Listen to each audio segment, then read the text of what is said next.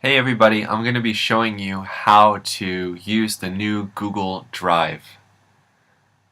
The reason I want to show you how to do this is to help you use it more effectively with your students and also in your professional lives. So the first way that we get to Google Drive is pretty simple. Within Google Mail, Gmail, for our CHA accounts, we can access it through this 3x3 grid. It says apps right here. When you click on it, you'll see this symbol right here for Drive, and when you click on it, it will open up Drive in a new window. I already have it in a new window, and here it is. This is the Google Drive that we're all familiar with. This Google Drive version is fine. There's a lot of things that you're obviously familiar with, like the checkboxes to do multiple items, actions for multiple items in them, like move them to a folder, move them or share them with someone, delete them or preview them. And it was okay. It was a little bit difficult to use though. I mean, even this version, it was okay, but it wasn't that great. So they've actually released a new version, and I actually like the new version better. The way you can access the new version is by clicking over here on the settings icon, which is a big gear. It's right below your Gmail login identifier. Click on it, click Experience a New Drive. I already have it launched here. And I know you're thinking it's probably not that amazing to you, but I actually do like this better than the old Google Drive. And let me show you why. You obviously have the option to choose between list view and grid view by clicking here. So this is the same as it was before, but you'll notice there aren't any check marks. What happens is from here you can access the files just like you're using files within Finder on your computer. For instance, if I'm here and I have in my documents for CHA this inventory thing, if I want to move it into graduation, which I don't, then I would just click and drag it. It's pretty simple. Now they've done that same kind of interface change with Google Drive. So now I can just click this and I can drag it somewhere and then it throws it right in. And I don't even have to do one at a time. I could do multiple things.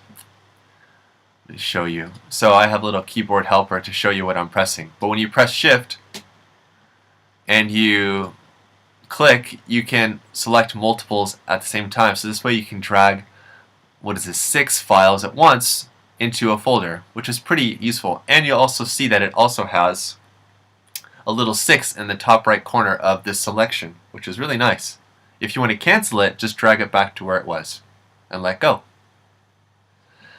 The list view is nice, but I actually really like grid view. The reason I like grid view is because you can see a small preview of the files. Now of course in list view you can preview these files by doing one of two things. You can click the I right here for preview and it shows you an idea of what this file looks like, or you can actually press P on your keyboard.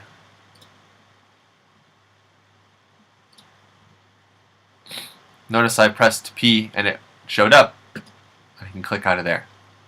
So that's nice, but I mean, if you have grid view on and selected, then you don't have to do that unless it shows up like this.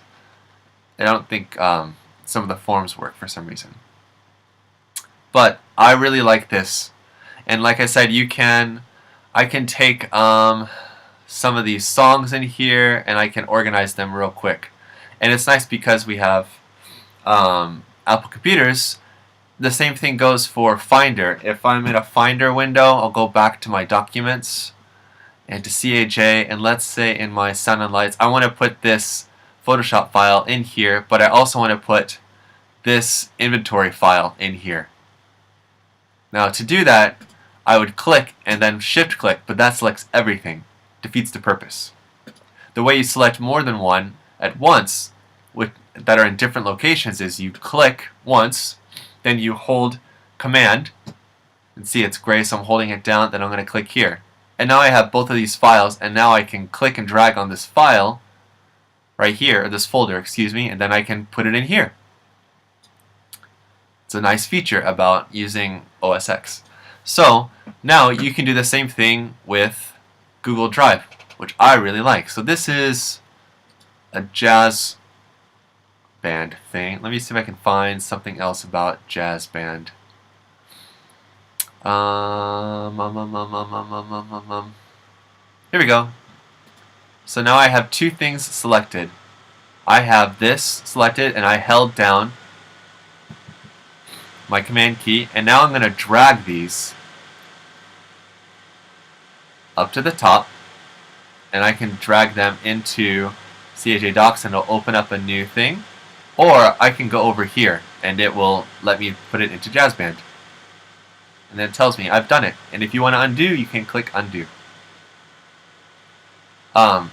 Yes, and that's true. One thing I didn't tell you yet is that over on the left, you have the same accessibility options as you do at the top. At the top, it's nice because, for one thing, you can actually do a couple of things. You can change the color of these. You can still add stars to your folders. You can rename them through this little actions thing right here. It's pretty nice. You can also do that over here as well by right-clicking. And if you right-click, you can still do the same things. But I actually like having everything be accessible from the top. I find it to be a bit more easy to use, and everything is just kind of in one screen. Let me get rid of this. I talked about a shortcut for previewing a file, which is P. And it takes a second, and it's, I don't know why it took so long, but there's that. So P does that. Spacebar doesn't. Spacebar selects a file and it deletes it, I'm pretty sure. So you want to be careful about that. If you want to create a new file, you can press C, and you notice that over here it doesn't say create anymore. It says new. And you notice that the upload icon is not there anymore because it's right here. File upload, folder upload.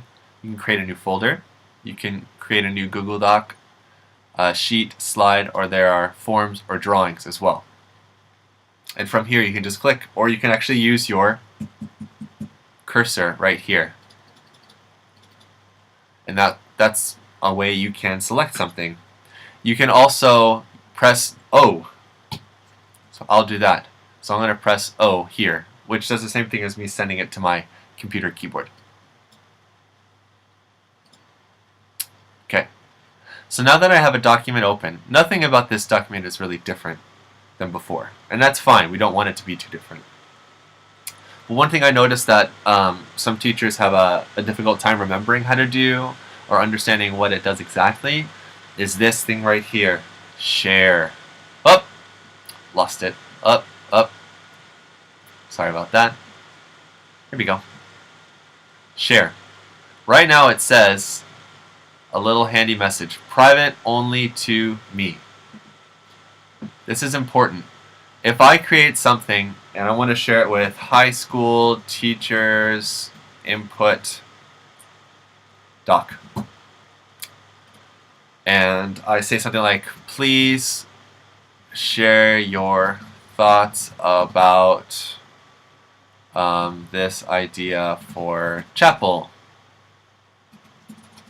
then I write a bunch of stuff. Oh, there we go. So I have this, and now I want to put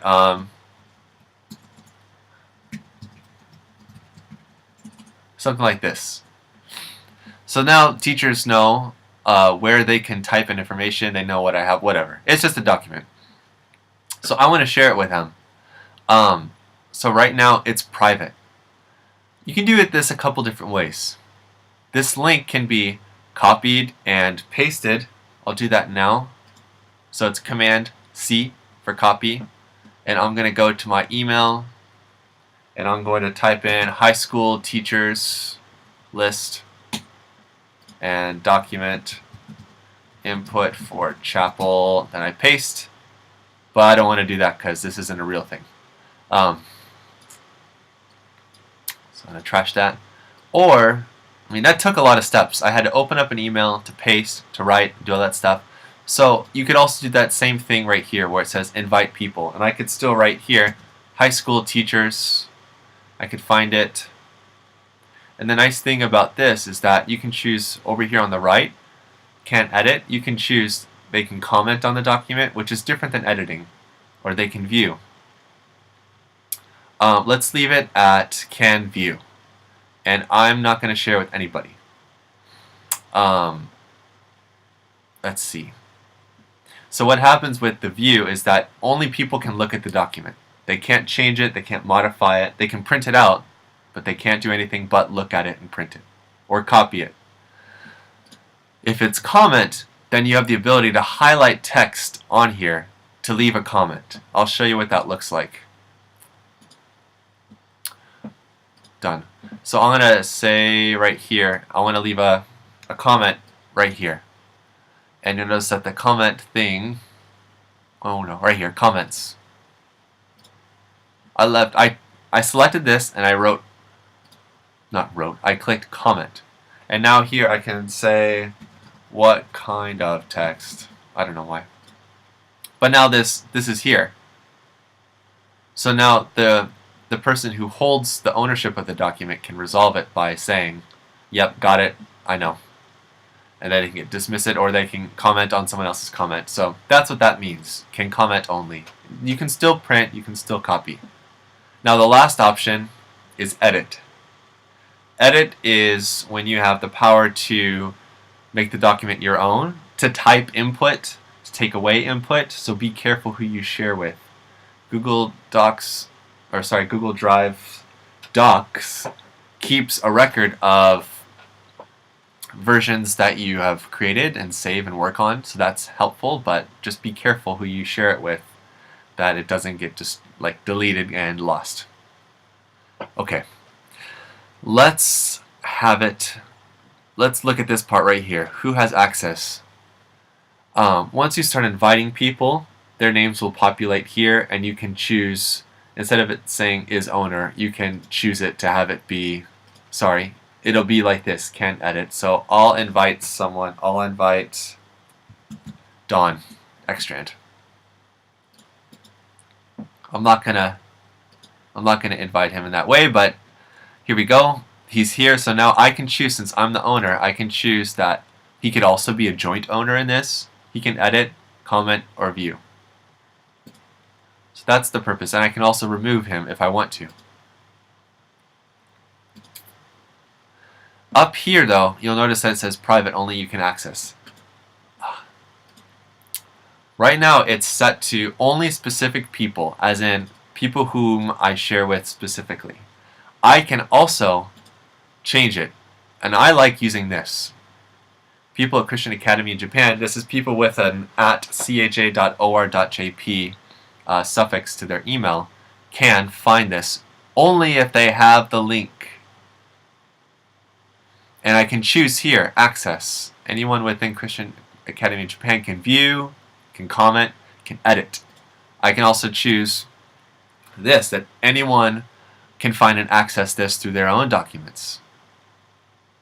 Or I can choose that you don't have to have a sign-in to view the document, but you have to have a link, or anyone can find this just by searching for the document name. So hopefully this has been a helpful tutorial on how to use Docs a bit more effectively, how to use the new Docs and the new folders, how to share and work with those settings with students as well. Thanks for watching.